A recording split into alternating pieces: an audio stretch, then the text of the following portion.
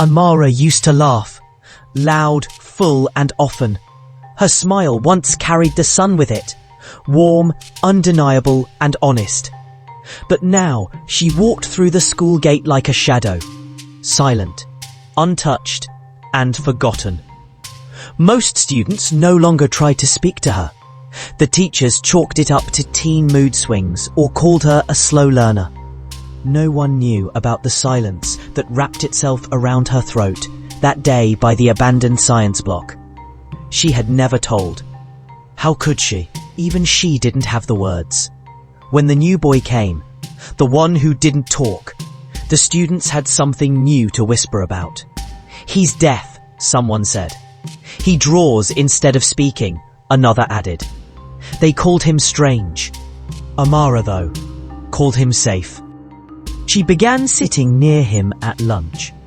Not too close, but not far either. He never asked questions, never stared too long.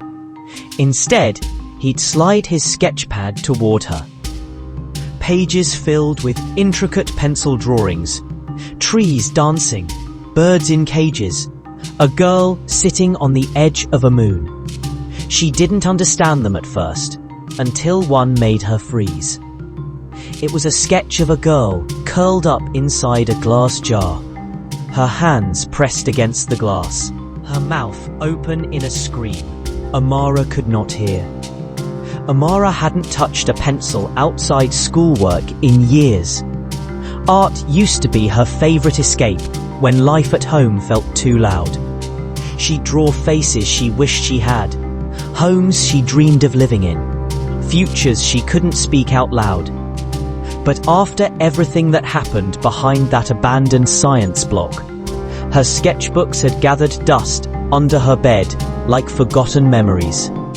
Until now. She spent most of Sunday sitting by her window, watching goats wander past the compound fence while tracing lines on the corner of her notebook. It felt strange, unfamiliar, like using a voice she hadn't heard in a long time. But it also felt safe. With every stroke, she thought of Sei, of his steady hand, his quiet presence, the way he didn't ask questions or pry. He simply saw her, and in seeing her, gave her permission to exist again.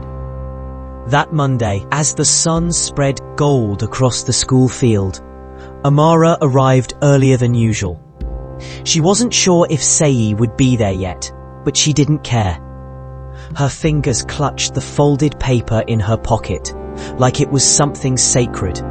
When the first bell rang, she saw him, walking slowly with his sketchpad under his arm, head down, lost in his own world. They met under the almond tree, like it was a routine they had rehearsed 1,000 times. Neither said a word. She never told anyone. Not her mother, not her old friends. Definitely not the guidance counselor who once offered her a laminated pamphlet about teen healing. This was hers. Theirs. And for the first time in what felt like forever, Amara didn't feel like a ghost moving through life. She felt alive. One pencil stroke at a time. At first, they only exchanged drawings. No gestures, no notes, no pointing or miming. Just pencil on paper. The silence wasn't awkward. It was sacred. It was the kind of silence that listens, that holds space.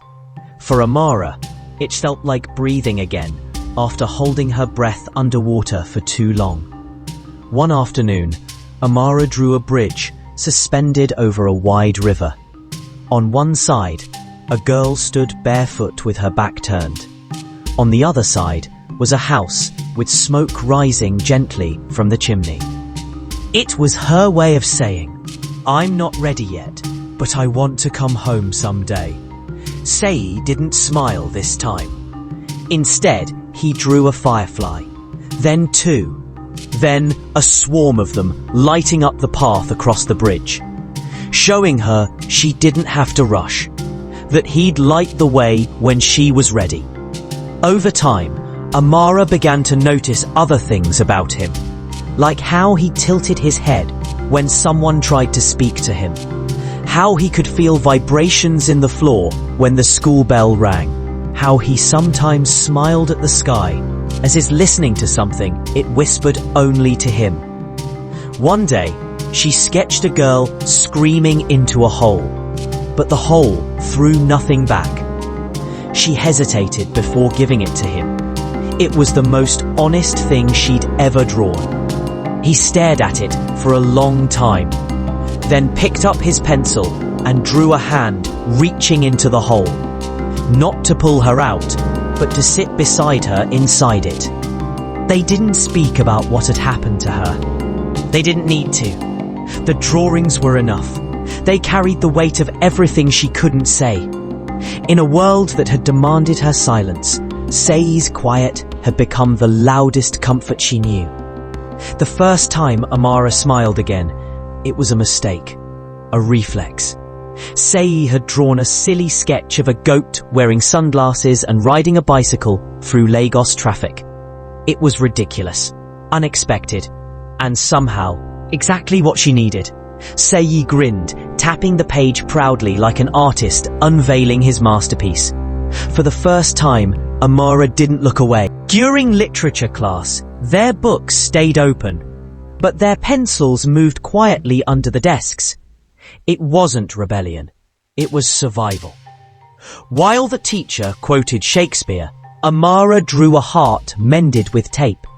Sei answered with one stitched by stars. Then came the day Sei drew her. Not just a girl, but her. The way she hunched her shoulders slightly. The way her lips pressed into a line, even in calm moments.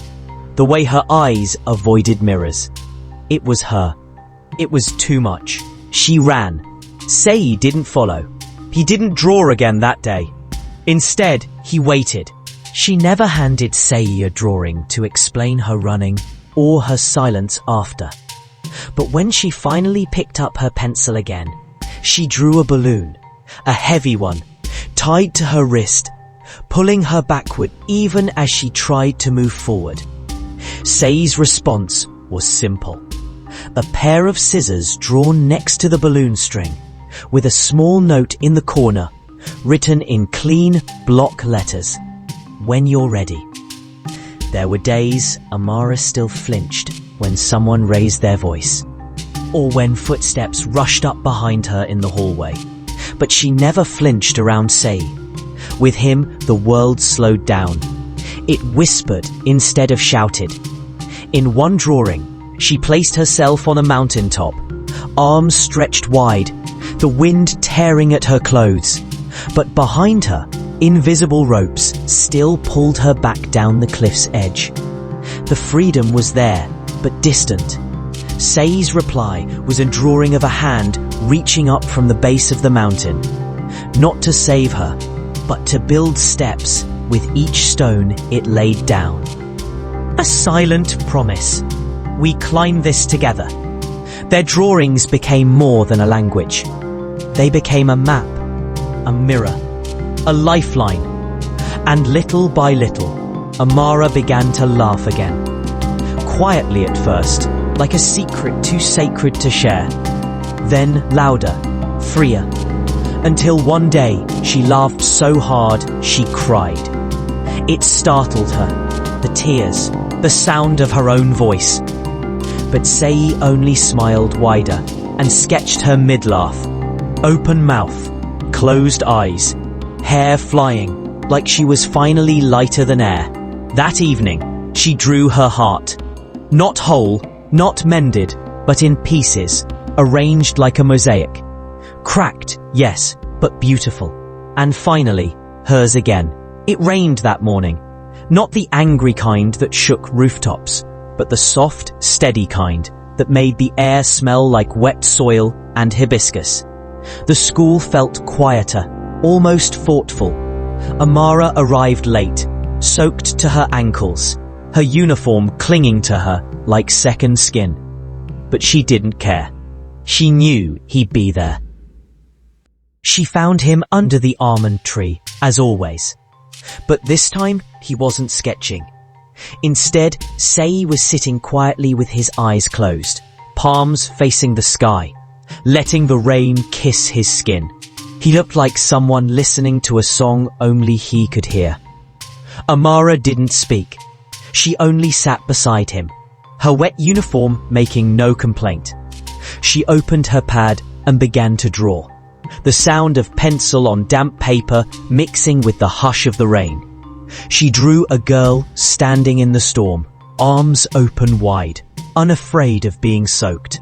Sei leaned over, smiled, and added his touch, an umbrella floating above the girl, not touching her, just hovering like a quiet blessing. His way of saying, "You don't have to carry the rain alone." Afterward, they sat there in silence, sketch pads resting between them, like peace offerings. No one disturbed them. The rain became part of their language, each drop a beat in their quiet symphony. Amara had never felt more understood. She drew one last thing before the bell rang. A broken teacup, its pieces stitched together with gold, glowing softly from the cracks. She didn't hand it to him, not yet, but she knew he would understand. Sei never asked her what happened, not once, and that more than anything made Amara trust him. Everyone else had questions, whispers. The counselor wanted her to write it all down. Her mother prayed louder. Her classmates stared harder. But Sei, he just drew. That week, Amara started drawing memories. Not just symbols or metaphors, but actual moments. The smell of wet cement behind the science block. A shadow that fell over her. A hand reaching too fast. A scream that never made it out. She drew it all, not for anyone else, just to make space in her chest. She didn't show those drawings to Sei, not yet. Instead, she drew something else. A door, heavy, locked, but behind it, wildflowers grew through the cracks. It was her way of saying, "There's beauty inside, even if it's buried." Sei's reply was a mirror. Literally, he drew a cracked mirror, but instead of broken reflections, each shard showed a different version of Amara. Laughing, crying, fierce, and soft. Every one of them was still her. For the first time, Amara wanted to tell him her story. Not all of it, just a thread, enough to name the pain. But when she opened her mouth to speak, nothing came out. Her throat tightened. Her chest caved. The words stayed trapped inside like bees under glass. Sei didn't push. He reached for his sketch pad instead and began to draw something slowly, deliberately. When he turned it around, it was a jar, the same one from before, but this time it was cracked open. The girl inside wasn't screaming. She was reaching out. Amara stared at it for a long time. Then, with trembling hands, she picked up her pencil and drew her hand, reaching back. There was something sacred about that almond tree. It had seen Amara at her most broken, and yet, under its branches, she had begun to piece herself back together. It shaded their silence, held their secrets, and caught every falling leaf like it was gathering hope. Amara started sketching the tree more and more, its twisting roots, the curve of its trunk, the way it bent gently toward them like it was listening. She drew it from memory at night, even when the power was out, tracing its shape by candlelight. In one drawing, she gave the tree a heart, visible only if you looked closely. It pulsed through the wood, feeding every branch with quiet magic. That tree wasn't just a tree anymore. It was a witness. Sei noticed. He pointed at the sketch, then at his chest, then back to the tree. Amara laughed. For the first time, she laughed without crying. The sound was soft but whole, like the almond tree itself had exhaled with her. The next day, they carved tiny initials into the trunk. not their names. Just two symbols. Dot. A feather and a flame. A vow without words. A silent promise. I see you. I stand with you. They never talked about what the tree meant. They didn't need to. The tree had become a part of them. A place of return, of rebirth, of truth. Every day, even when it rained, or when the sky cracked open with thunder, they met there, always. And beneath that tree, as dusk fell and the world quieted, Amara began to whisper. Just one word at first, then two. She didn't even realize she was speaking. But Sei looked up and smiled. Not shocked, not triumphant, just proud. She whispered again, louder this time. Her voice cracked. It was shaky, but it was hers. Art class wasn't usually Amara's favorite. Too many eyes, too much noise. But that week, the teacher gave them an open project. Draw what you feel but cannot say. Amara's pencil froze mid-air. Across the room, Sei had already begun. She stared at the page for nearly 15 minutes. Then, slowly, she drew a girl holding a lantern made of paper, walking alone down a dark path. The lantern was small, flickering, but it was enough to light the way. Sei glanced over at her drawing and smiled. He turned his own page toward her, a sky full of paper lanterns floating upward. Each one held a word inside. Courage, grief, silence, hope. They decided to make the drawings real. That Saturday, they met behind the school with rice paper, glue, and candle stubs. Amara had never made a lantern before. Hers was lopsided and burned at the edge, but she didn't mind. It still floated. They lit them one by one, watching each rise into the night like a prayer. No one else saw. No one needed to. That sky, those flames, they were just for them. Amara whispered something into her lantern before releasing it. She didn't say what. But as it lifted, she felt lighter, like a part of her sorrow had been carried upward with the flame. Sei stood beside her, not speaking, just watching the sky. One hand brushed hers, not to hold it, just to say, I'm here. For the first time since it all began, Amara didn't feel afraid of the dark. Amara stood in front of the mirror, watching her own reflection, like it belonged to someone else. She traced her collarbone, her jawline, the faint scar near her ear. The girl in the mirror looked older now, not in years, but in weight. She wasn't sure if that was strength or just survival. That morning, she didn't carry her sketch pad. Instead, she tucked a folded paper into her pocket, one she had written on, not drawn. A single word, enough. Not loud, not angry, just final. She needed to say it, or try. At school, she found Sei already waiting under the almond tree. He looked up and saw her hands were empty. No sketch pad, no pencil, just her. That alone made him sit straighter. She sat down beside him. Not across from him like before, but beside, shoulder to shoulder. Slowly, deliberately, she handed him the paper. His eyes scanned it, then flicked toward hers. No question, no surprise, just yes. Then, for the first time in what felt like 1,000 years, Amara spoke. I'm still here, she said. Her voice broke in the middle, like a pencil snapping, but the words were whole. Sei didn't say anything. He just picked up his pencil and began to draw. And this time, Amara leaned over to watch. The drawing was simple.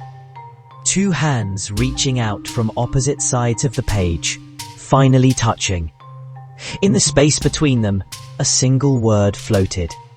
Found. Amara laughed, short and shaky, but real.